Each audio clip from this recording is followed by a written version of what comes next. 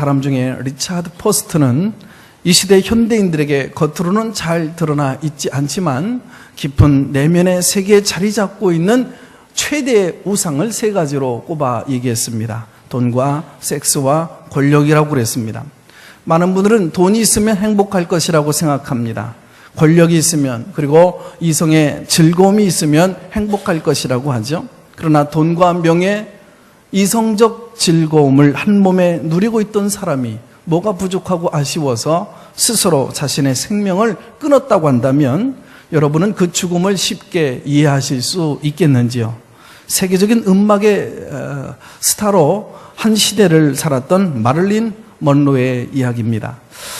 그는 자신의 일기장에 남긴 자살 유서에서 나는 견딜 수 없도록 고독했다라는 짧은 글을 남기면서 죽음의 이유를 밝혔습니다. 고독함, 참 무서운 병이죠.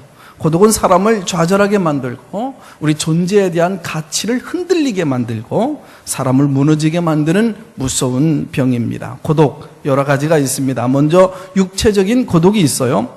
부모가 없는 고아들이 알아야 하는 고독, 병든 사람이 알아야 하는 고독, 배고픔의 고독, 친구 없는 외톨이들이 알아야 하는 고독이 있고요.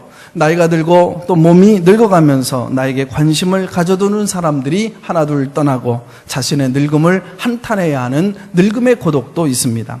내 주변에 아름다운 교제를 나누었던 내 친구들이, 벗들이 떠나가면서 나도 언젠가 지구를 떠나가야 되는구나. 이 지구의 주인이 내가 아닌 것을 늙어가며 깊은 고독에 울어야 할 때가 있지요. 사랑하는 사람들마저 알아주지 않는 그 고독, 심지어는 지도자들만이 갖는 정상의 고독이라는 것도 있지요. 그러나 이 수많은 고독 가운데 가장 깊은 그 고독이 영혼의 고독입니다. 내 죽음의 자리에서 싸늘해져 식어져가는 내 시체를 부둥켜 안고 누군가 울어주지만은 그들의 울음소리가 죽음 앞에 아무런 도움이 되지를 못하고 행여나 하나님마저 날 버리신 것은 아닌가, 마지막 자리에서 우는 그 고독입니다. 때로 바닷물이 밀려오듯 벅찬 은혜가 있을 때는 하나님도 세상도 친구도 이웃도 모두가 다 내 편인 것 같아요. 그러나 그들이 내 곁을 떠나가면서 하나님도 나를 버리신 것은 아닌지 깊은 외로움과 고독에 젖어 들어갑니다. 인천 앞바다에 물이 창일했다가 어느덧 물이 다시 밀려나가 묻이 드러나듯이 우리의 신앙생활에도 끊임없이 그런 갈등과 그리고 변화가 있을 수 있습니다. 어떤 땐 정말 하나님이요 나를 사랑하는 것 같고 하나님이 충만하신 것 같은 그런 벅찬 감격과 부푼 가슴을 가지고 살아갈 때가 있죠. 그러나 간혹 사람들 가운데 소외감을 느낄 때에 나는 버림받은 존재가 아닌가, 정말 하나님은 살아계시단 말인가, 이런 믿음의 수은주가 뚝뚝 떠내려져 가면서 우리는 깊은 고독에 빠져들곤 합니다. 성경의 누가복음 19장에 보면 세리장에 높은 직분을 가지고 있음에도 불구하고 고독한 세리장 삭개오가 나옵니다. 그는 세리장이라고 하는 직업 하나 때문에 오히려 사람들로부터 비웃음과 조롱을 당하고 자신의 진실이 통하지 않는 고독감 가운데 몸부림치며 살았던 사람이에요. 어느 날 듣자 하니 예수님이 여리고 마을을 내려가신다는 소문이 났습니다. 이분을 만나면 내 외로움과 고독을 알아주실까? 내 진실이 통할까? 달려나가 보았더니 사람들이 너무 많고 자신은 키가 작아서 예수님을 볼 수도 만날 수도 없었던 겁니다. 예수님의 얼굴이라도 봐야지 앞으로 달려가 그리고 보기 위하여 뽕나무 위에 올라갑니다. 예수님께서 그 뽕나무 밑을 지나가시다가 애절한 삭개오를 발견하시고 삭개오야 속히 내려오라, 삭개오야 속히 내려오라.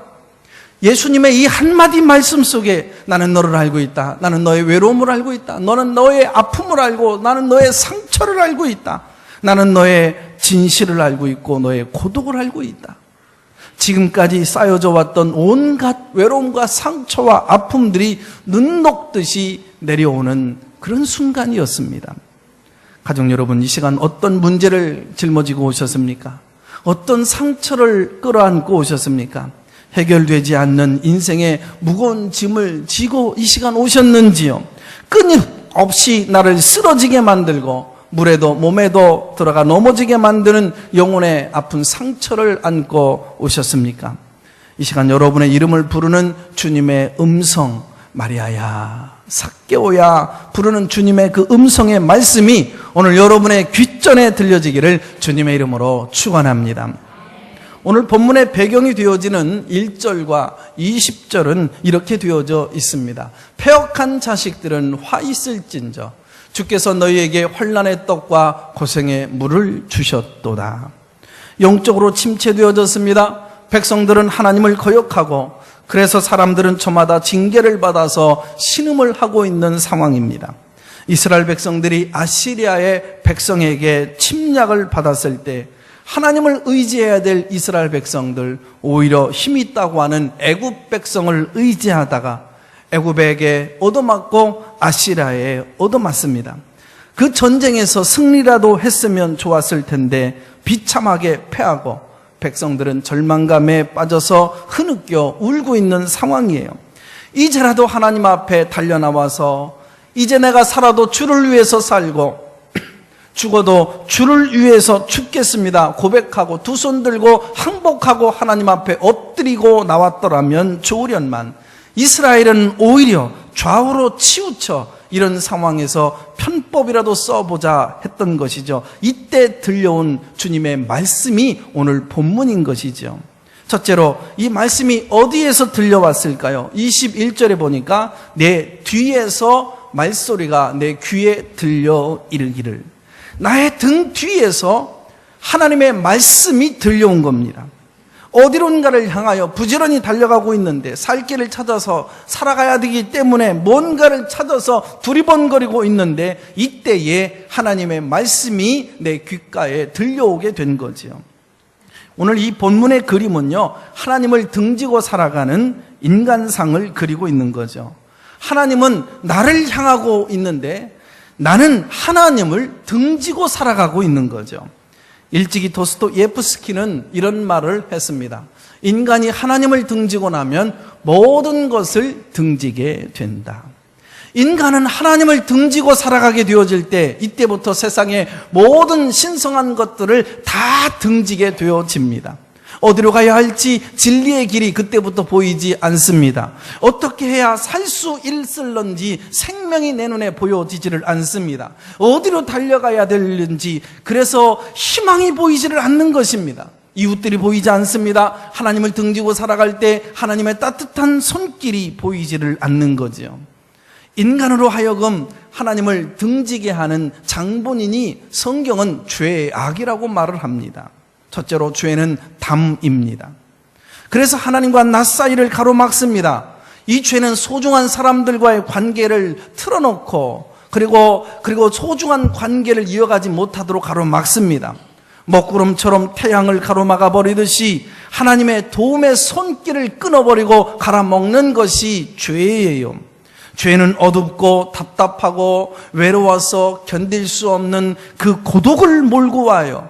기쁨이 사라집니다. 감사가 사라집니다. 소망이 없어요. 살 의욕이 없어요. 축복을 모든 통로를 차단하고 막아버리는 것이 죄입니다. 또 이 죄는 독소입니다. 부패한 음식을 속에 담고서는 절대로 그 속이 편하지 못하죠. 살 수 없습니다. 이것을 토해내야 살 수 있는 거죠. 중국의 독약 중에 비소라고 하는 것이 있는데 이것을 먹으면 먹는 즉시 죽는 것이 아니라 그 속에서 생명을 조금씩 갉아 먹어가며 죽여가는 아주 무서운 독약입니다. 죄는 우리의 생명을 조금씩 죽여가는 기운을 빼는 거죠. 가장 중요한 비전도, 가장 중요한 하나님을 경외하는 마음도 비소와 같이 뺏어가서 죽이는 것입니다. 죄는 또한 진노의 화살입니다. 우리를 겨냥하고 있어요. 우리를 노려보고 있어요. 나를 잡아먹으려고 뚫어지게 바라보고 있는 거예요. 그래서 이 죄를 안고서는 인간이 행복할 수 없습니다. 돌아와야 살 수 있는 거예요. 이 시간 우리의 삶의 자리를 점검해 볼 수 있기를 원합니다. 선악과를 따먹고 나무 그늘 밑에 숨은 아담을 부르시듯이 오늘 이 시간 하나님은 우리를 부르시고 계시랍니다. 아담아, 네가 어디 있느냐? 나는 너를 바라보고 있건만 너는 지금 어디를 바라보고 있느냐? 나는 너를 안기를 원하는데 너의 등 뒤에서 기다리고 있건만 너는 어디를 향하여 지금 도망치고 있느냐?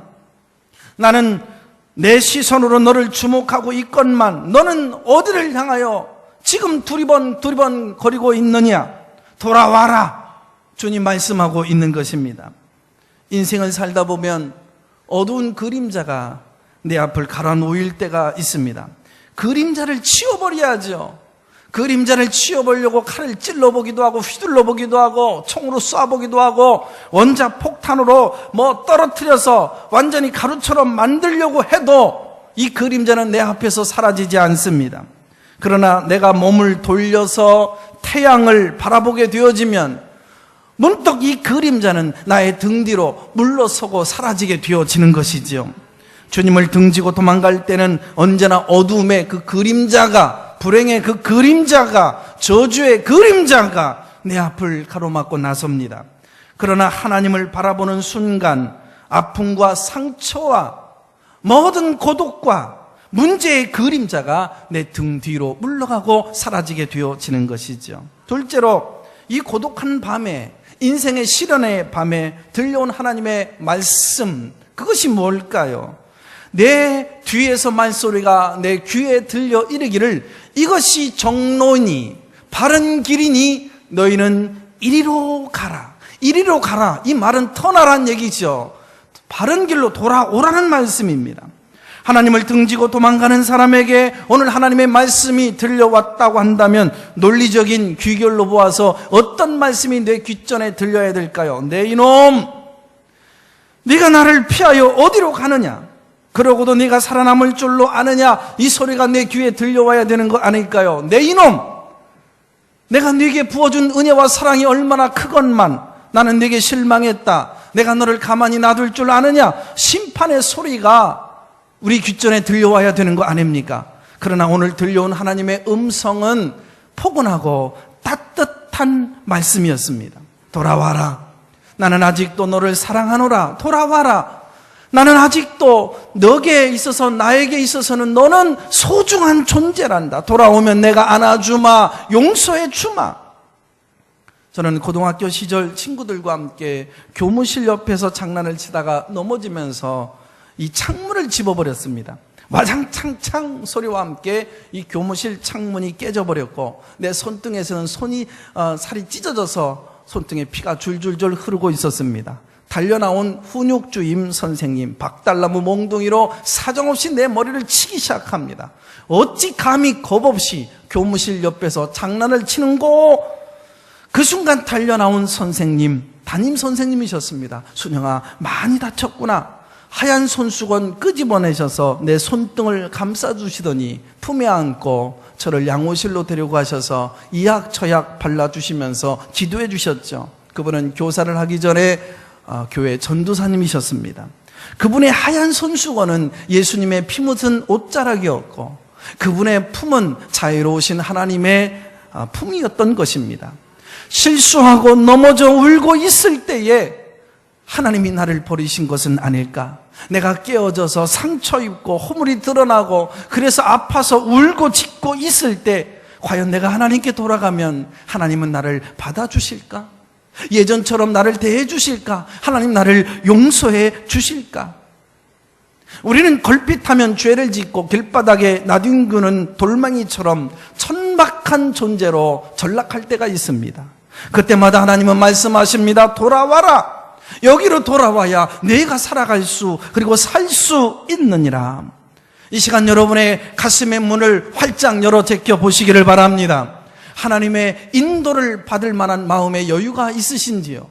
하나님의 사랑을 받아들일 만큼 여백이 아직 남아 있으신지요? 하나님의 통치를 받아들일 준비가 되어 있느냐, 그런 얘기입니다. 시인과 촌장의 하덕규 집사의 가시나무새라는 노래 가사 가운데 이런 귀절이 있습니다. 내 속엔 내가 너무나도 많아. 당신의 쉴 곳 없네.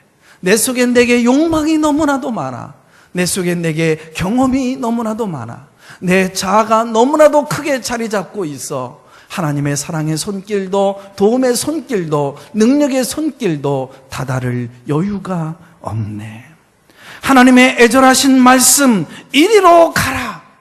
이리로 가라. 어떻게 돌아간담? 돌아가면 과연 하나님이 나를 뭐라고 말씀하실까? 걱정하지 말고, 염려하지 말고 돌아오기만 하면 살아남을 수 있게 될 줄로 믿습니다. 회복될 줄로 믿습니다. 은혜를 여러분 받아 누리게 될 줄로 믿습니다. 하나님은 왜 이리로 돌아오시라고 말씀하는 걸까요? 첫째로 가르쳐 주시겠다는 말씀입니다. 어디로 가야 살 수 있을런지, 무엇을 해야 우리가 살 수 있을런지, 누구에게로 가야 할런지, 어떻게 해야 할런지 가르쳐 주시고 주님이 친히 인도해 주시겠다는 겁니다. 둘째로 함께해 주시겠다는 거예요.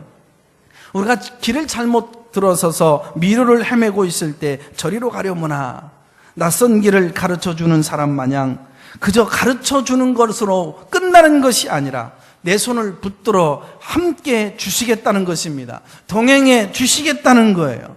영원한 천국에 올라갈 때까지 승리하도록 능력으로 함께 주시겠다는 말씀입니다. 어떤 인디안의 추장이 외아들에게 왕위를 물려주려고 했으나 이 철없는 아들은 왜소하고 소심하고 용기가 없어서 그것을 거절하고 말았습니다. 화가 난 아버지는 그 아들을 붙들고 밀림으로 들어가서 그리고 깊은 밤중에 나무에 꽁꽁 묶어두었습니다. 네가 만일 내일 아침까지 살아 돌아오면 나는 너에게 왕위를 물려줄 것이지만 그렇지 않으면 너는 짐승의 밥이 되고 말 것이다. 밤이 깊어지자 번뜩이는 그런 눈빛을 하면서 이제 맹수들이 나타나기 시작합니다. 덤벼들려고 응 했다가 앞에서 펄썩 주저앉습니다. 또 하며 달려들다가 또 그 앞에서 퍽 쓰러지고 계속해서 그러는 것을 반복하는 겁니다. 이 깜짝 놀란 이 아들이 새벽을 맞이했을 때 저만큼 보니까 아버지가 활을 들고 빙그레 웃으면서 바라보고 있었던 거죠. 나는 힘이 없지만 하나님이 나와 함께 주시겠다는 것이구나. 나는 어떻게 해야 될지는 모르지만 하나님 아버지가 도와주신다는 뜻이겠구나. 주님은 험한 이 세상 우는 사자처럼 우리에게 달려드는 마귀의 세력으로부터 우리를 보아주시기 위해서 우리와 함께 해주시는 줄로 믿습니다. 주님은 약속하십니다. 요한복음 14장 18절 내가 너희를 고아와 같이 버려두지 아니하리라. 내가 세상 끝날 때까지 너희와 항상 함께할 것이니라. 강하고 담대하라. 두려워하지 말라. 놀라지 말라. 세상 끝날 때까지 너를 지켜 보호해 주리라. 그렇습니다. 하나님은 우리를 지켜주시는 분이신 줄로 믿습니다. 하나님은 너를 지키시는 자 너의 우편에 그늘 되시니 낮엔 해와 밤의 달도 너를 해치 못하리. 하나님은 너를 지키시는 자 너의 환난을 면케하시니 그가 너를 지키시리라. 너의 출입을 지키시리라. 눈을 들어 산을 보아라. 너의 도움 어디서 오나. 천지 지으신 너를 만드신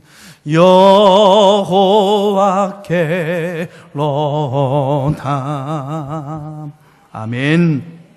셋째로는 다 용서해 주시겠다는 말씀입니다. 이리로 가라라는 말씀은 심판하시겠다는 뜻이 아니고 용서해 주시겠다는 말씀이에요. 이사야 1장 18절에 보면 오라 우리가 서로 변론하자. 너희 죄가 주홍 같을지라도 눈과 같이 희어질 것이요 진홍같이 붉을지라도 양털같이 되리라. 호세아 6장 1절에도 호세아는 오라 우리가 여호와께로 돌아가자. 돌아가면 찢겨졌으나 싸매어 주시고 감싸 주시고 낫게 해 주실 것이다.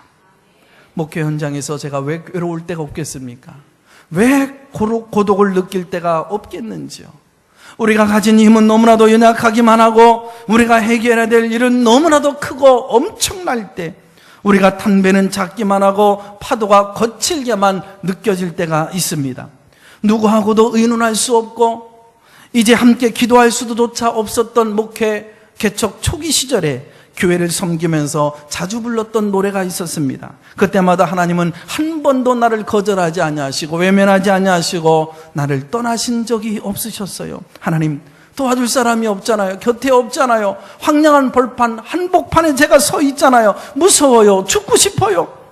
그러나 뒤를 돌아다 보면 언제나 빙그레 웃고 있는, 나를 지켜봐 주시는 한 분의 눈길이 있었습니다. 하나님, 도와주셔야 돼요. 아무것도 할 수 없어요. 허우적거리면 힘 있는 손으로 언제나 내 손을 붙들어 주었던 능력 있는 한 팔이 있습니다. 나의 등 뒤에서 나를 도우시는 주, 나의 인생길에서 지치고 고나요 매일처럼 주저앉고 싶을 때 나를 밀어주신, 다 같이 합니다. 일어나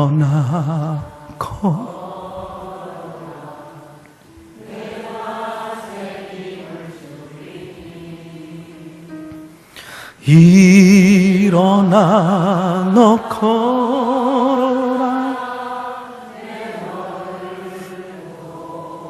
일어나 걸어라, 일어나 걸어라.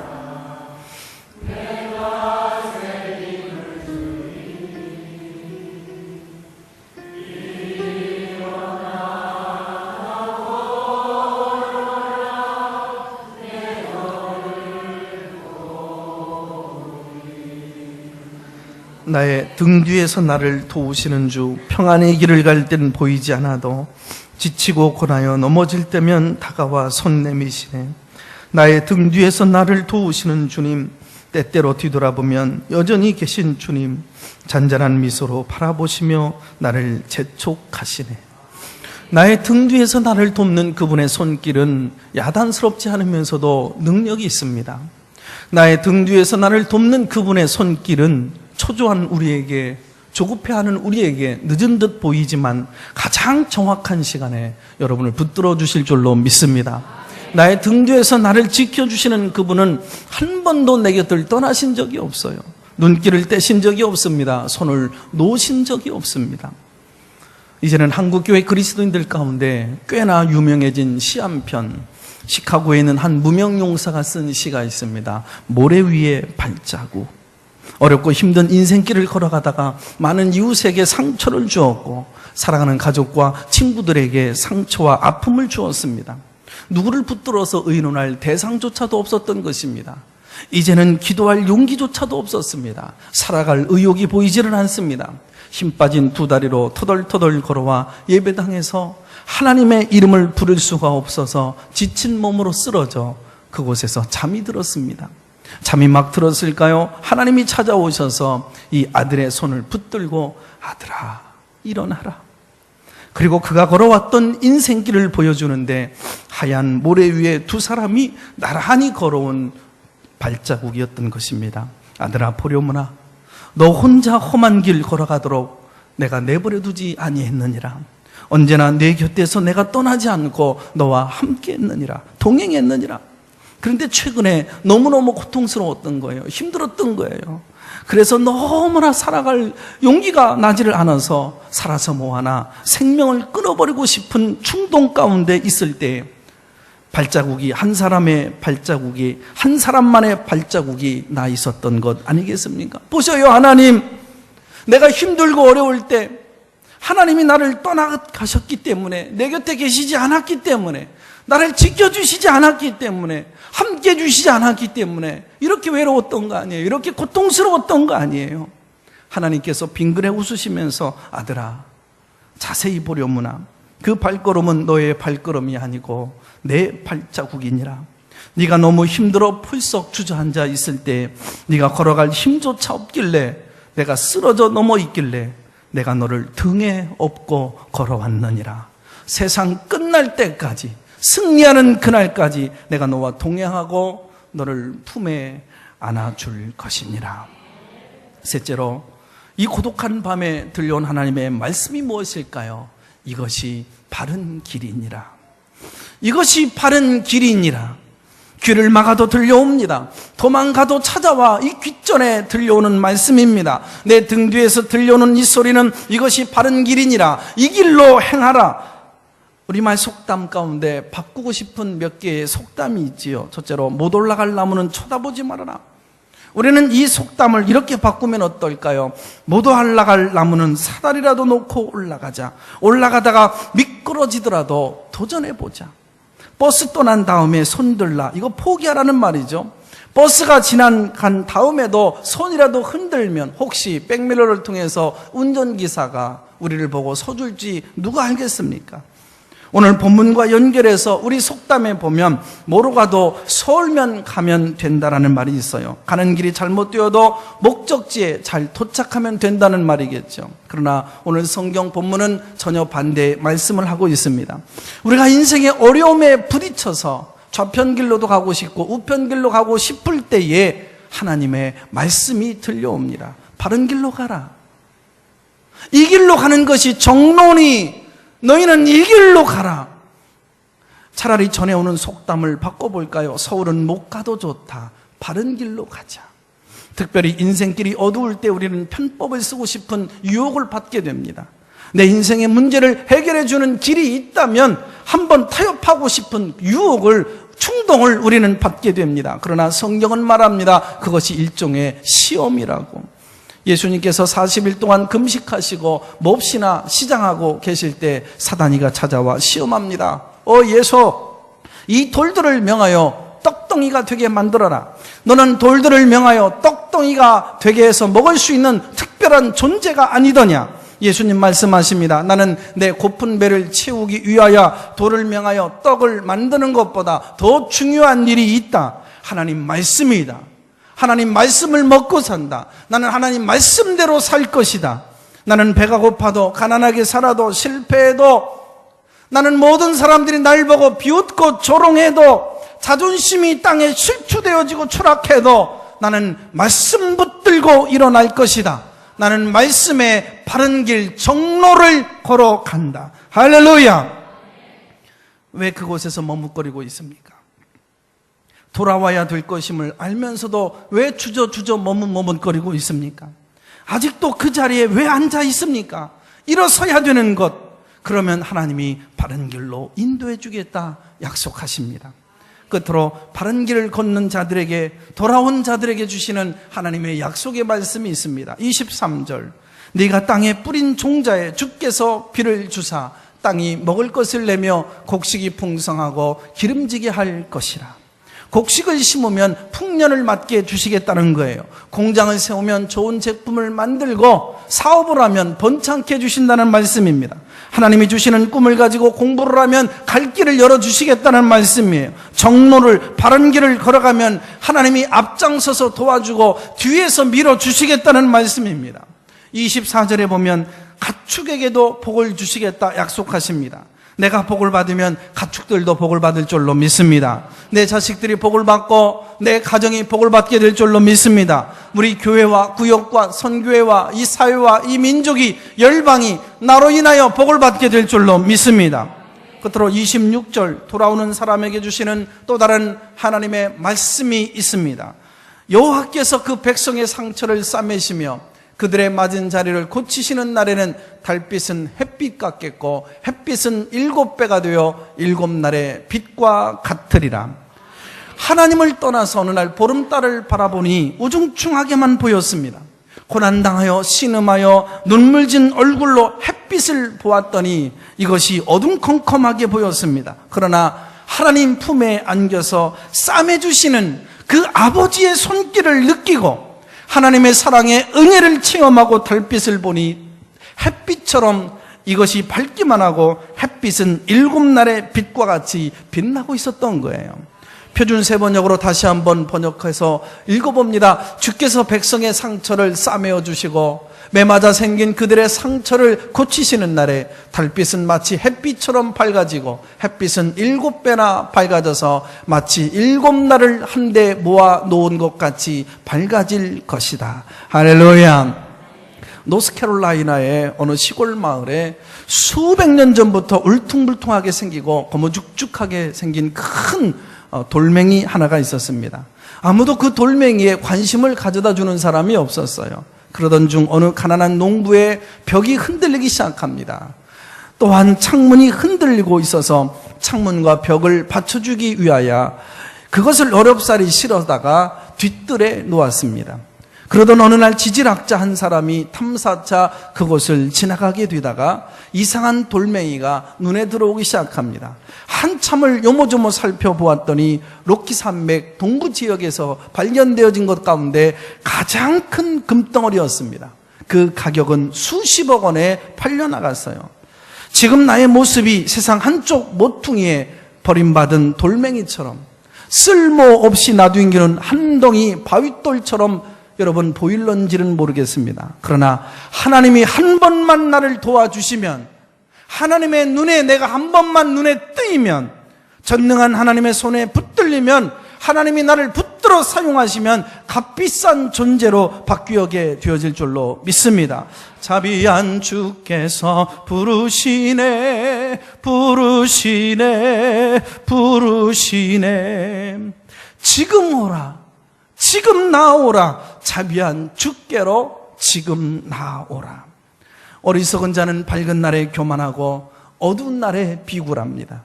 그러나 하나님의 사람들은 밝은 날에 감사합니다.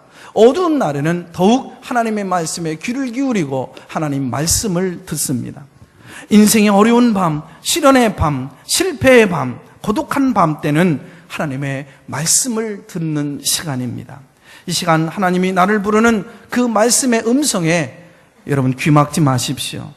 나를 붙들기 위해 찾아오는 그 손길을 거절하지 마십시오. 나를 품어 회복하기 위해 넓게 벌린 그 가슴에 다시 못질하여 도망가려고 하지 마십시오. 인생의 어려운 밤에, 고독한 밤에 날 부르신 하나님의 말씀을 들을 수 있는 복된 시간 되시기를 주님의 이름으로 축원합니다. 이 시간 함께 말씀을 묵상하십시다. 여러분이 만난 밤은 어떤 밤입니까?